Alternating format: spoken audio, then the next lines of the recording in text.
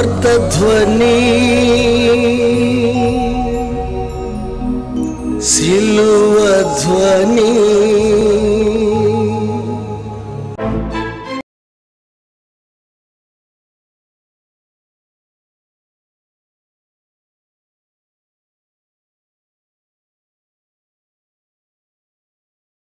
తండ్రి నామానికి స్తోత్రాలు వందనాలు చెల్లిస్తున్నాము. గతంలో అనేక వారాల ఆరాధన ఆగిపోయింది. మళ్ళీ ఆదివారం రీస్టార్ట్ చేసినందుకు స్తోత్రం. పరిస్థితుల్లో అనుకూలంగా ఉన్న బిడ్డలు వచ్చారు, మీరు తెచ్చినందుకు స్తోత్రం. కరోనా మా మీద కూడా కొంచెం దాడి చేయగా వెంటనే మీరు కంట్రోల్ చేసి నెగిటివ్లోకి తెప్పించి ఇలా నిలబెట్టినందుకు స్తోత్రాలు. ఇంతవరకు ఆరాధనలో మీరు తోడుగా ఉన్నారు. 2 మాటలు మీరు చేసిన మేలు సాక్షి రూపమని చెప్తూ ఉండగా మీరు అంగీకరించి ప్రజలకు ఉపయోగకరంగా మలచి మార్చి మీ బిడ్డను ఉపయోగించుకున్నామని యేసు నామమున వేడుకొనుచున్నాము తండ్రి, ఆమేన్. ఒక 12 రోజులు జనరల్ హాస్పిటల్లో ఉన్నాను, మన మచిలీపట్నం జనరల్ హాస్పిటల్లో. అంతకుముందు వర్షాలు వచ్చాయి. ఇక్కడ వర్షాలు జనరల్గా నేను ఆస్వాదిస్తాను, చల్లగా బయట కూర్చుంటాను. ఎండలో ఎండి వానలో తడిచి రాత్రనక పగలనక ఒక తెలిసిన దగ్గర నుండి కష్టపడిన వారిలో నేను ఒకటి. అయితే కొంచెం జ్వరం మొదలైంది, చిన్నగా జ్వరం. తర్వాత మధ్యలో సునీత వాడు ఆయన గారు వచ్చి ట్రీట్మెంట్ చేయటం, పారాసెటమాల్ వేసుకుంటుంటే తగ్గిపోతుంది, మళ్ళా వస్తుంది. ఒకరోజు 11 గంటలకి 10 కొంచెం ఇబ్బంది ఎదురైనట్టుంది. అప్పుడు మన వాళ్ళంతా వచ్చారు. సునీత గారు వాళ్ళ ఆయన గారు, సిరి అమ్మాయి, గౌరవం వాళ్ళ కోడలు, సాగర్, స్వర్ణ, వీళ్ళందరూ వచ్చారు. నాకు మామూలుగానే ఉంది, అంటే నాకు బీపీ లేదు, షుగర్ లేదు, ధైర్యం ఉంది. సరే ఏదేమైనా హాస్పిటల్కి వెళ్తే మంచిదని మన వాళ్ళు సెలెక్ట్ చేశారు. సరే అమ్మ నాయన అంట కాసేపు అటు ఇటు. ఈ లోపల సిరి ఏం చేసిందంటే పప్పు అన్నం కలిపి గోరుముద్దుల చిన్నపిల్లలకు తినిపించినట్లుగా గంట సేపు నేను ఆపేసాను. ఆ అన్నం పెట్టేసి రుచిగానే ఉన్నా, నాకు రుచి ఏం కోల్పోయాం. కరోనా పెద్ద ఏమి లేదు, జస్ట్ రేట్ అక్కడ అయినా గ్లాసు నీళ్ళు ఇచ్చిన చిన్న గ్లాసు ఆటోమేటిక్గా ఓపుకొచ్చేసి దాన్ని రెడీ చేశారు, తీసుకువెళ్ళాను. వాళ్ళతో సరదాగా మాట్లాడుతున్నాను. అక్కడ ఏమి లేవండి అంటే ఇక్కడ అక్కడ ఏం జరుగుతుందో కానీ మొత్తానికి జాయిన్ చేశారు. ఆయన ట్రీట్మెంట్ స్టార్ట్ అయ్యింది. బాగా చూశారు. లేడీస్ డాక్టర్స్ ఎక్కువ మంది క్రిస్టియన్స్ పిల్లలు ఈ రీతిగా చాలా సహాయపడ్డారు. బాగా 2-3 రోజుల్లోనే కరోనా కంట్రోల్ అయింది. ఇక బలం రావాలి, బలం. ఎర్ర కణాలు తగ్గినట్టున్నాయి, అవి పెరగాలి అని ఖరీదైన ఇంజెక్షన్స్ టయానికి అన్ని ఏర్పాట్లు చేశారు. ఇంకా బిల్లి అయితే నా పక్క మనసులే, బిల్లు లేకుండా, భయం లేకుండా. బిల్లికి కూడా కొంచెం నెగిటివ్ పాజిటివ్ వచ్చింది. అయినా నాన్నగారిని జాగ్రత్తగా చూసుకోమంటే వాళ్ళు చాలా జాగ్రత్తగా, బిల్లి చాలా జాగ్రత్తగా చూసి మన వాళ్ళే క్యారేజెస్ పంపించారు. ఇప్పుడు అన్ని పేర్లు చెప్పలేము. అక్కడ వాళ్ళు కూడా తెల్లారపాటికి జావ, టిఫిన్, భోజనం కరోనా వాళ్ళు తినే అన్నారు. అయినా పాపం వెళ్ళి అది ఇది ఆకలేస్తే ఏదో ఒకటి తినేసి హుషారుగా, శక్తిగా పరిచర్య చేశారు. తర్వాత వాళ్ళు ఆక్సిజన్ పెట్టారు. ఆక్సిజన్ అంటే అంతలోనే కంట్రోల్లోకి వచ్చేస్తుంది. ఇంకా తర్వాత వాళ్ళు ఆక్సిజన్ తీయించేశారు, నడిపించారు ఎదురుగా. ఈ రీతిగా స్వస్థత కలిగింది. ఏదో స్కానింగ్ అని మొదలెట్టారు, 3 రోజులు చంపేశారు. ఏమి తినకూడదు అంటున్నారు, అరగడుగులు పెడుతున్నారు. ఒక రోజు క్యాన్సర్, 2వ రోజు క్యాన్సర్, 3వ రోజు తీరా వెళ్తే ఆ స్కాన్ చేసే లేడీస్ ఆ మందకి అలవాటు, పిచ్చగా వాగారు. చాలా కోపాన్ని ఆపుకున్నాం. అక్కడ మాత్రం కొంచెం ఇబ్బంది పెట్టారు. ఇంకా మిగిలింది రిపోర్ట్లో ఏమీ లేదు. కిడ్నీస్ బాగున్నాయి, బ్లాడర్ బాగుంది, కడుపులో అవయవాలన్నీ బాగున్నాయని స్టేట్మెంట్ ఇచ్చారు. తర్వాత దేవుని దయ వల్ల వచ్చేసాం. దేవునికి మహిమ. గొప్ప ప్రమాదం అంటే రోగులు పెరుగుతున్నారు కానీ మరణాలు లేవు. గమనించాలి, రోగులు పెరుగుతున్నారు కానీ మరణాలు లేవు. చాలా మెడిసిన్ డెవలప్ అయిపోయింది. ఒక పెద్ద టీం పనిచేస్తున్నారు. ముఖ్యంగా మన జనరల్ హాస్పిటల్లో చాలా బాగా చూస్తున్నారు. బెరుకు లేదు, భయం లేదు. వచ్చేవాళ్ళు వస్తున్నారు, పోయేవాళ్ళు పోతున్నారు. మనం అసలు భయపడాల్సిన పనే లేదు. చాలా చోట్ల చూస్తున్నారు కానీ మన వాళ్ళు చూసినట్టు చోట్ల. నేను హైదరాబాద్ అవతల వికారాబాద్ వెళ్తాను ఎక్కువ. ఆయనకు వచ్చింది 4 లక్షలైంది. 4 లక్షలైంది. చచ్చిపోయి బ్రతికాడు.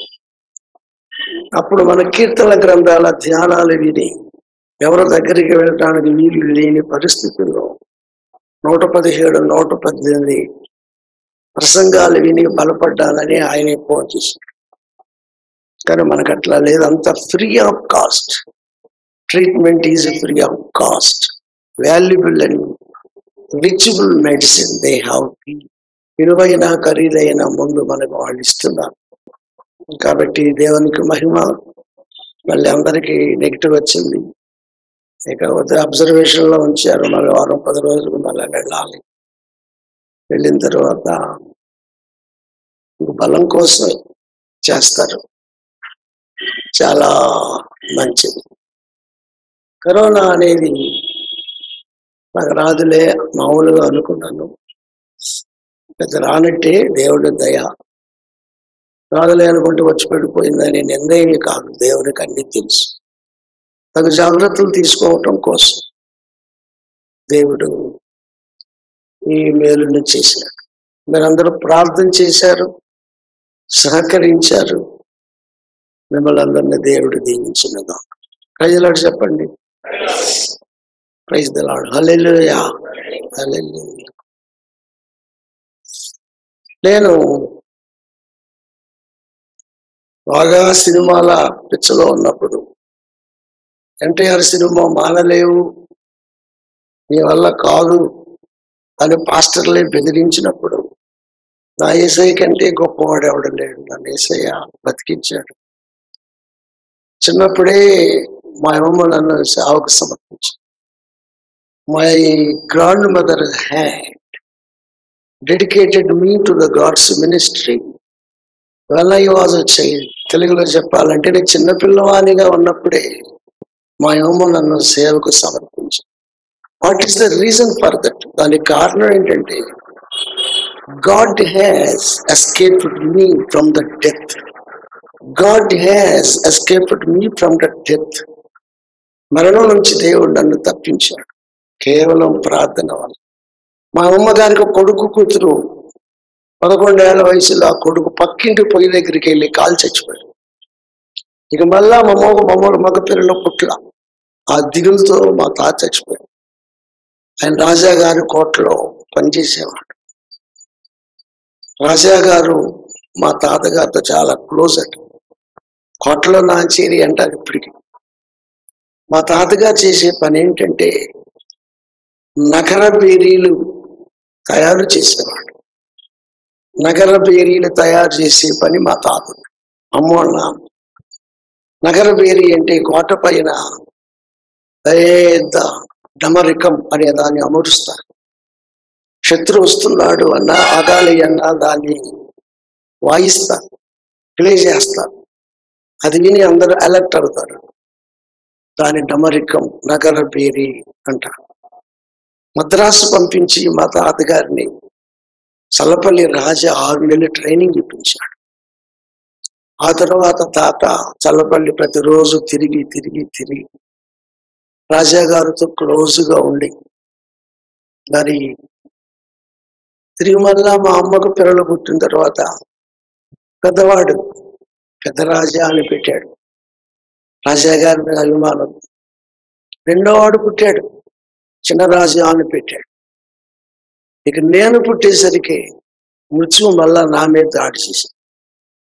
అమ్మమ్మ పోరాడి సజీవుడైన యేసయ్య అండ్లతో ఏ ట్రీట్మెంట్ లేకుండా మరణాన్ని గద్దించి బ్రతికించింది.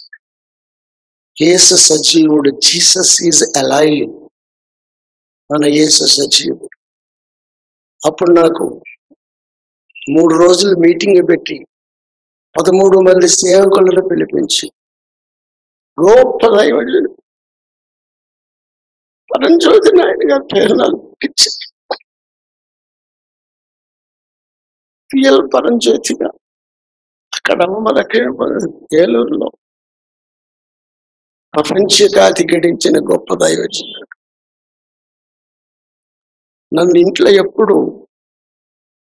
అరే అని పిలవలా. గొప్ప దైవజనుడిని పేరు పెట్టాం. అరే అనేవాళ్ళు కాదు, అరే పరంజ్యోతిగా అనేవాళ్ళు కాదు, పరంజ్యోతి అని పిలిచేవాళ్ళు. తరువాత బయట వాడు ఎవడైనా పరంజ్యోతిగా అంటే వాడుతోనే పలికేవాడిని. నాకు చక్కటి పేరు పెట్టారు కదా, సేవకుని పేరు. ఈడెవడు, వాడు ముఖం కూడా నేను చూసేవాడిని కాదు. అలా ఇక నాతో అట్లన్నీ మారింది. మళ్ళా తర్వాత మా పెద్ద చెల్లి పుడితే మా తాతోళ్ళు మళ్ళీ ఆమెకు రాజమణి అని పేరు పెట్టాను. మళ్ళీ రాజా. ఇక అక్కడతో ప్రార్థనలు పెరిగాయి, ఇంట్లో ప్రార్థనలు. ఇక ఆ తర్వాత ట్రెండ్ మారిపోయింది. దేవుడే మా ఇంటికి యజమానునిగా ఉండి మరణ భయం లేకుండా, మృత్యు భయం లేకుండా తాను సజీవుని అంటూ ప్రూఫ్ చేసుకుంటూ బ్రతికించాడు. ఇక నాకు సినిమా పాటలు, నా పేరే సినిమా పాటలు పాడతాడు అనేవాడు. సినిమా పాటలు పాడే అబ్బాయా అనేవాడు. ఒక్క పాట ఎత్తుకుంటే జనమంతా వచ్చేసేవాళ్ళు. 5 నిమిషాల్లో నిండిపోయావు. అంత కష్టపడి నేర్చుకునేవాడిని, అంత చక్కగా పాడేవాడు. మంచి స్వరం కూడా దేవుడిచ్చాడు, చదివిచ్చాడు. మరి అన్నీ ఉన్నాయి, దేవుడిచ్చాడు కాబట్టి ఆశ్చర్యపోయేవాళ్ళు. దేవునికి మహిమ కలుగునగాక. ఇక తర్వాత నేను సినిమాల నుంచి మారటానికి కూడా మా అమ్మమ్మే కారణం. మీకు చెప్పాను చాలాసార్లు. ఎవరో ఒక ఆవిడ వచ్చి పాట పాడితే నేను రికార్డ్ డాన్స్ లో ఉంటే అమ్మమ్మ వచ్చి ఏడ్చింది. ఈయన దేవుడు బతికించాడు. నువ్వు సినిమా కోసం బతుకువా, దేవుని కోసం బతుకవా అని ఏడ్చింది. ఏడుపుని చూడలేను, నేను మానేస్తున్నా. స్లోగా సినిమా పాటలు పిచ్చ తగ్గింది. యేసయ్య మీద పాటల మమకారం పెరిగింది. ఇక ఆ తరువాత ఇక సగ్గా పాటలు అమ్మమ్మకు చదువు లేదు. అమ్మ పుట్టిల్లు మచిలీపట్నమే కానీ ఆ రోజుల్లో చదువుకోరు. అమ్మమ్మ వాళ్ళ నాన్నగారు ఆ రోజుల్లోనే జిల్లా కోర్టులో జాబ్ చేశాడు. ఆయన పేరు ప్రకాశం గారు. వాళ్ళు పూర్వీకులు ఇక్కడ కాజకు చెందినవాళ్ళు. ఆ రోజుల్లోనే జిల్లా కోర్టులో నా తాత అమ్మమ్మోళ్ళ నాన్న ఉద్యోగం చేశారు. వాళ్ళంతా విద్యావంతులు, ఆడపిల్లలనే చదివించారు. అందువల్ల ఆ పని నాకు పడింది. ఈ రీతిగా ఎదుగుతూ ఉండగా ఇంకా సినిమా పాటల మీద ఇంట్రెస్ట్ తగ్గుతూ ఉంది. అయితే ఏం చేయాలి? ఘంటసాలన్న అభిమాని, ఎన్టీ రామారావు, అక్కినే నాగేశ్వరరావు గారి అభిమానం. మానలేకపోతున్నా అమ్మమ్మకు మాటిచ్చి ఇంకప్పుడు ఆలోచనలో పడ్డా. నన్ను బతికించిన నా యేసయ్య మాటల మీద పాటలు రాయాలి. దేవునికి స్తోత్రం. నేను ఎన్టీఆర్ని మానేస్తా, సినిమా మానేస్తా. చివరిసారి యమగోళ 7 సార్లు చూసా, యమగోళ 8 సార్లు చూసా, అడవి రాముడు 7 సార్లు చూసా. అప్పుడే జయసుధ కొత్తగా వచ్చింది, జయప్రద. వీళ్ళెవరో ఏంటోలే అనుకున్నాను. సినిమాల్లోనే ఎన్టీఆర్కి జోహార్ చెప్పేసి ఇక నేను రావిని ఇష్టం.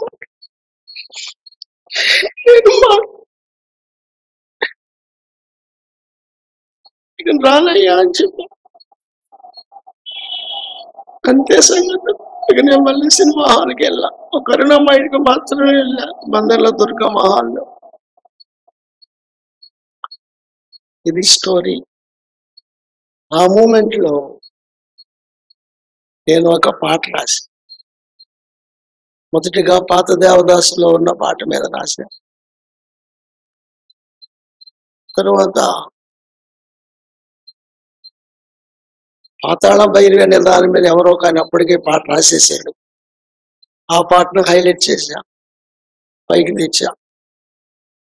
ఆ తరువాత దొంగరాముడు ఆర్ నాగేశ్వరరావు నటించిన దాంట్లో ఘంటసాల లీలా గారు పాడిన దాని మీద అప్పుడే ఒక పాట రాసి, ఇక పాటల్లో పడిపోయా, ఆలోచనలో పడిపోయా. ఒకరోజు మా నాన్న అడిగాడు నన్ను, శభాష్ రాముడు చూసావా అని అడిగాడు. అసలు ఊహే లేదు, అది ఎప్పుడో వచ్చింది. నేను చూడలేదు నాన్న, నాకు తెలియదు. ఏముంది, రేడియో కూడా లేని బీదవాళ్ళం. ఏదైనా వినాలంటే పక్కింటి రేడియోకి వెళ్ళి వినాలి. నిలబడినేవాడిని, కూర్చుంటే కోప్పడతారని. కూర్చోమంటే కూర్చునేవాడిని, లేదంటే వెళ్ళిపోయేవాడిని. పంచాయతీ రేడియో దగ్గర ఎన్నో పాటలు విని నేర్చుకున్నాం. ఒక పల్లవి శరణం మాత్రమే వాణ్ణి నేర్చుకునేవాడు. పుస్తకాలు దొరక్క, డబ్బులు లేక, భక్త ప్రహ్లాద సినిమాకి బేడద్దన పుస్తకం అంటే 15 పైసలు, బేడ ఉంది, అద్దనా లేదు, 3 పైసలు లేదు. ఎందరు అడిగానో ఎవడు ఇవ్వాల. మా నాన్న అడిగి ఇస్తాను, పాటలు బాగున్నాయి, ఎవడు అసూయ కొంతమంది. సరే వదిలేసి, సుశీలమ్మ బ్రహ్మాండంగా పాడు. పిల్లలు దేవుడు అనే పాట కొన్ని వేల సార్లు పాడు. ఇండైరెక్ట్ గా పెట్టి ఆ రచయిత రాసింది. పాడిచ్చేవాడు. ఇక తర్వాత చాలా పాటలు రాయటం జరిగింది. అప్పుడు పాడిన ఆ పాటల్లో కొన్ని పాడలేను. నా కొరకు నేను రాసుకున్న పాట, నన్ను నేను బలపరుచుకోవడానికి. శభాష్ రాముడు శ్రీమాన్ని పట్టుకున్నా. పాటలు బాగున్నాయి, ఎన్టీఆర్ బ్రహ్మాండంగా చేశాడు, ఆ పాట నేర్చుకొని ప్రోత్సహించాడు. నాన్నకి చాలా ఇష్టం పాటలంటే. ఉండేవాడు, ఆయన కోరిన పాటల్లో పాడేసేవాడు. ఇప్పుడు పాట పాడలేను, పాట ఉంది ఆనాడు రాసిన పాట. 1974 ఫిబ్రవరి 11వ తారీఖున ఘంటసాల గారు చనిపోయారు, హార్ట్ అటాక్ వచ్చి. ఆ రోజు నేను అన్నం తిన్నా, రాత్రి అంతా ఏడ్చాను. 1975లో నా రచన ప్రారంభమైంది. అంతా ఎసైని గుర్చిన ఆలోచన. తర్వాత 76లో మొట్టమొదటిగా ఆ చిన్న వయసులో పెళ్లి కాకముందే నేను రాసిన పాటలు ప్రింట్ చేయబోయి పుస్తక రూపంలో బయటికి వచ్చి, డాక్టర్ గారు నాకు తండ్రిలాగా సహాయపడ్డారు. వాళ్ళ రెండో అమ్మాయి గారు నాకు చెల్లిలాగా, నాకు తోబుట్టులాగా సహాయపడ్డారు. పాటల పుస్తకం బయటికి రావడానికి వాళ్ళు ఎంతో కృషి చేశారు. నేటికి వాళ్ళిద్దరు బతికే ఉన్నారు. ఆ అనుభవాలు చెప్తుంటే వాళ్ళు చాలా సంతోషిస్తున్నారు. చాలా సంతోషం. దేవునికి స్తోత్రం. Praise the lord. Hallelujah, hallelujah. డ్రిక్ తెద్దాం అనుకున్నా, నీరసంగా ఉండాలి అని. ఆనాటి రచనే ఉంది, కాగితాలు దొరికినాయి. అది మరి ఆలాపన అంటాను, ఆలాపనే ముందు పట్టుకునేవాడిని. ఆలాపన అంటాను, తర్వాత పాట పాడుతూ శరణం రాయిద్దాం అనుకున్నాను. మనడు వచ్చేసాడు, నాకు నేర్చు.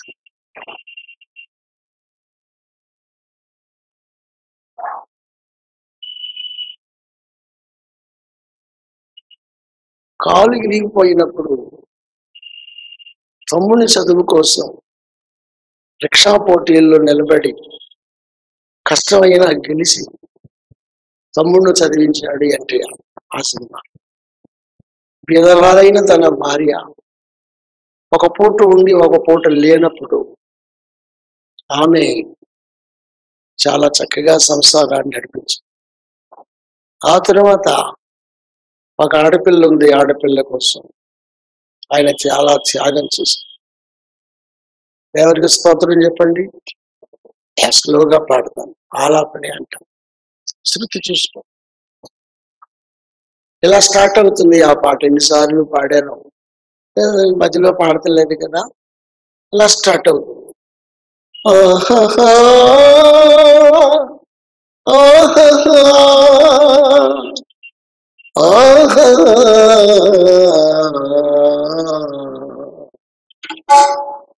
ఆహాహా,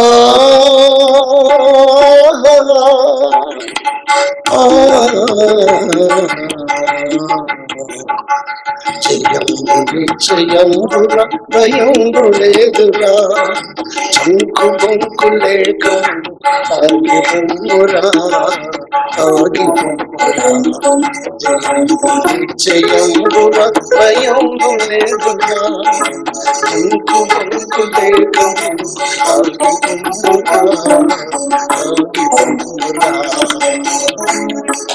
ఇది వాళ్ళు రాసుకున్న ఒరిజినల్. నేను దీనికి ఎలా పెట్టానంటే నా యేసయ్య మాటలు కావాలి. ప్రభువుండు నీకు అండగా భయంబోలురా, ప్రజల కొరకు పాటు పడుచుకుంటూ వెళ్ళగా, అండగా భయంబోలురా, ప్రజల కొరకు పాటు పడుచుకుంటూ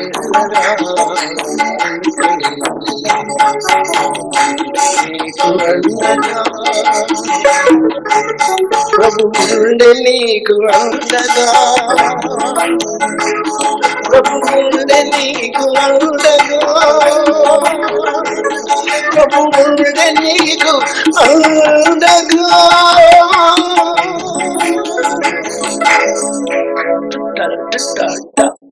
నాకు నేను చెప్పుకున్నా, నీకు ప్రభువు తోడుగా ఉన్నాడు, ప్రజల కోసం పాటుపడు, నేను బతికించాడు కదా, నీకేం భయపడకు అని రాశాను. తర్వాత మళ్ళా పాడుకుంటాను. ఫిబ్రవరి పత్రిక 10వ అధ్యాయంలో యేసు ప్రభు చెప్పారు, ఈ గుడారం నువ్వు నాకు ఇచ్చావు, నువ్వు నాకు ఇచ్చింది కనుక నీ మహిమ కోసం, అనేకుల రక్షణ కోసం నేనేం చేయమన్నా చేస్తాను. నీవిచ్చిన గుడారమును నీకే ఇస్తున్నాను అన్నాడు యేసయ్య చెప్పిన బ్రహ్మాండమైన ప్రవచనం. 33 సంవత్సరాల వయసులో బంగారు ఛాయను పోలిన యేసయ్య శరీరాన్ని ఇచ్చిన తండ్రి మహిమ కోసం, సర్వమానవాళి విమోచన కోసం తన్ను తాను అప్పగించుకున్నాడు. యూదులు బెదిరించారు, అబద్ధాలు చెప్పమన్నారు, పారిపోయే ప్రయత్నం చేయమన్నారు. కానీ యేసయ్య అన్నాడు, నా తండ్రికి నా మీద అధికారం, ఆయన ఇచ్చింది ఆయనకి ఇస్తున్నాను అన్నాడు ఫిబ్రవరి పత్రికలో. అలాగే ఇచ్చారు. అలాగే తండ్రి నా నుండి ఏం కోరుతున్నావు అలా చేస్తానన్నాడు. ఆ తర్వాత సిలువలో తన సమస్తము ధారపోశాడు. ఈ పూట కోట్లాది మందికి రక్షణ ధన్యత లభించి యేసు రక్తం ప్రతి పాపిని కడిగి పవిత్రుడిగా చేయను. దేవునికి మహిమ కలుగునుగాక.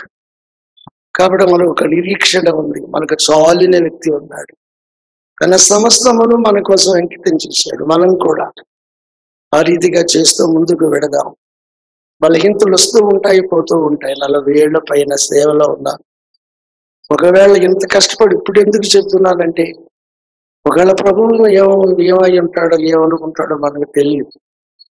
అందుకని బిల్లి అన్నాక నీరసంగా ఉన్నారుగా నాన్న ఈ వారానికి అన్నారు. 2 మాటలు చెప్తాను అన్నాను.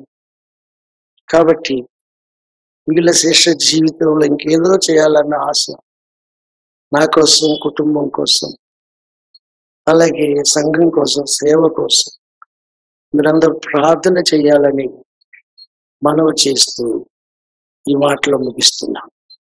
తండ్రి నామమునకు స్తోత్రాలు.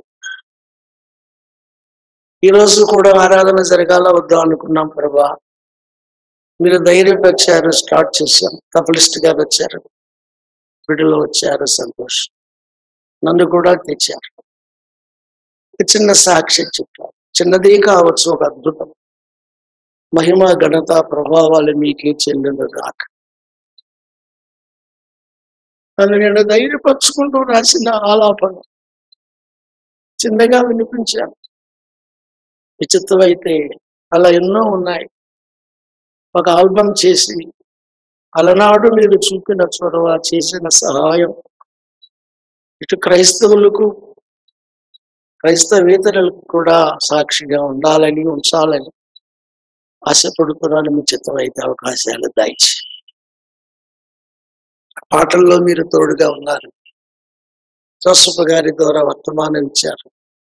బిల్లి చక్కగా నడిపించుకున్నారు. బిడ్డలు సహకరించారు. సంతోషం. తిరిగి మరలా బిడ్డలు వారి కష్టాజితాలలో నుండి మీ సేవార్థంగా కానుకలు ఇంకేవో ఇస్తూ ఉంటారు. అంగీకరించి ఆదరించి మహిమ పొందుందని ప్రభా, మరి వచ్చే ఆదివారం నుండి నిర్విరామముగా ఎలాంటి ఆటంకాలు లేకుండా మా శరీరాలతో స్థుతించగలిగినాడు. మీ దేహము దేవునికి ఆలయమని, దేవుని ఆత్మ మీలో నివాసము చేస్తున్నాడని మీరు ఎరుగరా అన్నారు కదా. ఈ దేహాలతో, ఆత్మతో, ప్రాణాలతో మీ నామాన్ని ఆరాధించుకుంటూ ముందుకు వెళ్ళగలుగుటకు సహాయించు. వారికి అంతకంతకు దయచు. కొన్నిసార్లు దుష్టుడు కూడా దాడి చేస్తూ ఉంటాడు. ఆయన వాడు మమ్మల్ని ఏమీ చేయలేడు. వాడు ఓడిపోయిన వాడు. విజయం పరపర మీరే. మీ అండదండలతో కొనసాగగలుగుటకు సహాయించు. చాలా మంది రావడం లేదు. అందరూ రావాలి. భయపడకూడదు. అలనాడు ఏలియా ఒంటరిగా నిలబడి మీ పక్షంగా పోరాడు. నేను ఒంటరిగాడనే అన్నాడు. అలాంటి ధైర్యం మాలో ప్రతి ఒక్కరికి దయచి. 91వ కీర్తనలో ఎంతమంది కూలినా, ఎంతమంది వాలినా నా బిడ్డలు భయపడని అవసరం లేదు అన్నాడు. కాబట్టి ఆ రీతిగా ధైర్యముగా ముందుకు వెళ్ళగలిగిటకు సహాయం చేయమని, ఈ మా ప్రార్థన ఆలకించి జవాబు దయచేయమని. అన్ని నామముల కన్నా మిన్నైన యేసయ్య నామమున అతి మిక్కిలి వినయముతో బ్రతిమిలాడి వేడుకొనుచున్నాము తండ్రి. అందరూ ఆమేన్ చెప్పండి. తండ్రి అయిన దేవుని ప్రేమ, కుమారుడైన యేసుక్రీస్తు కృప, పరిశుద్ధాత్మని సన్నిధి, సహవాసం, సమాధానం ఈ ఆదివారం అటెండ్ అయిన మీ అందరికీ, ఇంకా అటెండ్ కాబోతున్న వారికి కమింగ్ డేస్ లో, రానున్న దినాల్లో తోడై సహకరించుచున్న ప్రతి వారికి తోడై నడిపించుగాక. ఆమేన్. హల్లెలూయా.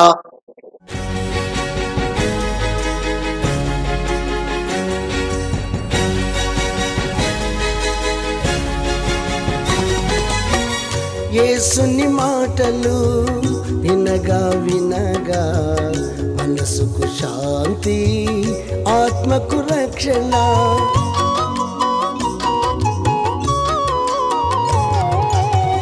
యేసుని మాటలు వినగా మనసుకు శాంతి, ఆత్మకు రక్షణ.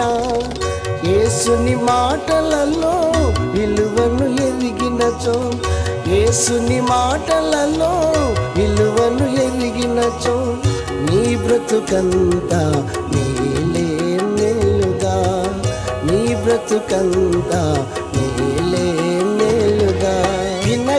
వినగా యేసు సువార్త కలుగును హృదయాలలో విశ్వాసం. వినగా యేసు సువార్త కలుగును హృదయాలలో విశ్వాసం. అందుకే